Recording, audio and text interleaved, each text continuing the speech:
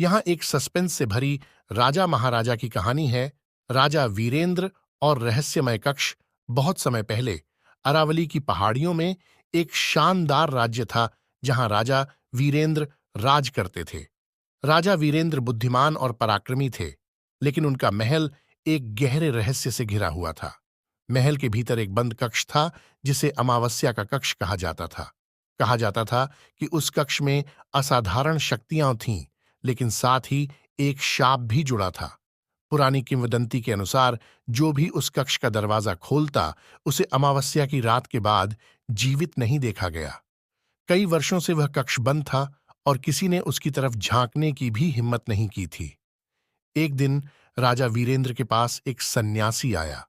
उसने राजा से कहा, महाराज, अगर आप इस रहस्य को हल करना चाहते हैं तो अमावस्या की रात उस कक्ष में जाएं। लेकिन ध्यान रखें, जो भी आप वहां देखें उस पर विश्वास करने से पहले 100 बार सोचें। राजा वीरेंद्र को यह चुनौती स्वीकार थी। उन्होंने अपनी सेना और मंत्रियों को इस विषय में कुछ भी बताने से मना कर दिया। अमावस्या की रात राजा अकेले उस कक्ष की ओर बढ़े। कक्ष के दरवाजे पर प्राचीन मंत्रों की लिपि उकेरी हुई थी। राजा ने दरवाजा खोला और भीतर प्रवेश किया। जैसे ही राजा भीतर गए, उन्होंने देखा कि कक्ष में चारों ओर दीवारों पर चमत्कारी रत्न जड़े हुए थे, जो एक रहस्यमय रोशनी फैला रहे थे।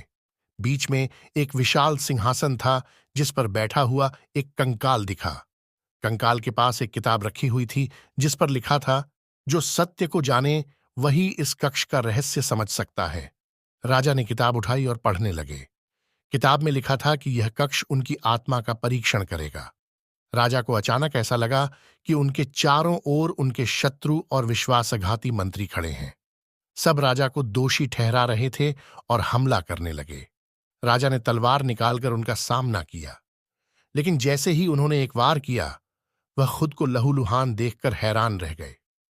दरअसल वह जिनसे लड़ रहे थे, वे उनकी खुद की परछाई थीं। सुबह होते ही राजा कक्ष से बाहर आए। उनकी आंखों में डर और पश्चाताप था। उन्होंने सबके सामने घोषणा की, यह कक्ष हमें दिखाता है कि हमारे भीतर का सबसे बड़ा शत्रु हमारा अभिमान और दोष है। मैंने खुद को देखा और जाना कि असली जीत आत्मज्ञान में है। उस दिन से राजा ने अपनी प्रजा के लिए खुद को समर्पित कर दिया। कहा जाता है कि अमावस्या का कक्ष फिर कभी नहीं खुला। इस कहानी का संदेश है कि सच्चा राजधर्म खुद की कमजोरियों को पहचानना और उन्हें सुधारना है।